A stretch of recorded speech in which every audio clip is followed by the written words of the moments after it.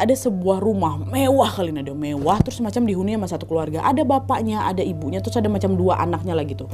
Nah wajah keempat keluarga itu memang terlihat samar-samar Wak, tapi dari gesturnya Anis langsung tahu kalau mereka ini adalah keluarga yang bahagia kali. Nah kemudian penglihatan Anis ini tiba-tiba berubah Wak, berubah. Rumah mewah yang dihuni oleh keluarga itu tiba-tiba macam dihantam banjir gitu, banjir pelumpur, ada macam tsunami yang bikin rumah itu langsung rusak, langsung kotor lah gitu kan.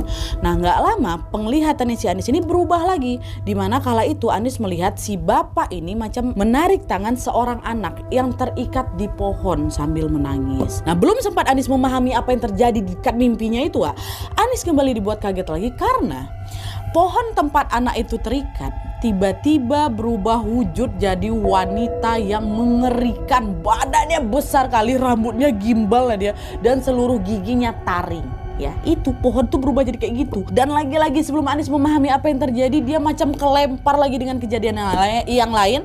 Pada saat itu Anis melihat si bapak itu berada di sebuah kamar. Bapak yang tadi tuh ada dekat keluarga itu, bapak tadi lagi ada di sebuah kamar.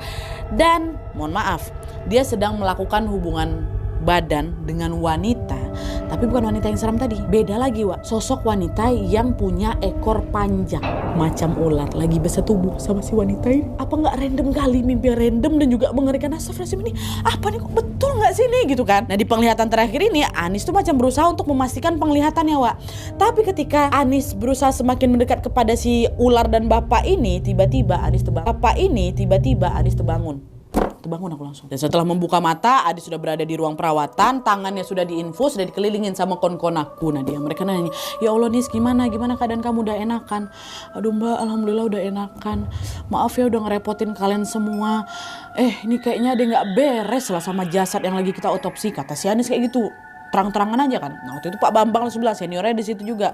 Mulai sekarang udah nggak usah lagi bahas hal itu lagi. Otopsinya juga udah selesai kok. Dan kita nggak perlu mengungkit lagi soal Pak R ya, katanya jasad yang lagi mereka otopsi tadi tuh. Nah mendengar jawaban itu Anis tuh ya cuman terdiam aja.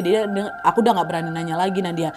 Meski pada saat itu aku sangat penasaran karena nggak pernah ya aku kayak gitu tuh. Nah, dalam hatinya dia ngebatin, ngapa emang nggak boleh bahas itu? Ini kan harus kita bahasnya, agak seru juga kalau kita bahas, kan ada apa? Soalnya aku juga dimimpiin ini jangan-jangan mimpiku ada pula hubungannya sama Pak R nih. Nah semua pertanyaan itu terus berkecamuk di pikirannya si Anis Wak, tanpa dia ketahui jawabannya. Udahlah sampai akhirnya selang 1 minggu kemudian Anis berhasil mengumpulkan kepingan kejadian-kejadian yang selama ini membuatnya penasaran. Agak sedikit terungkap lah ini Nadia, kenapa aku bisa sampai kayak gitu. Nah jadi Wak ceritanya pada saat Anis ini sedang bekerja sama Mas Chandra, asisten dosen yang kemarin itu oleh waktu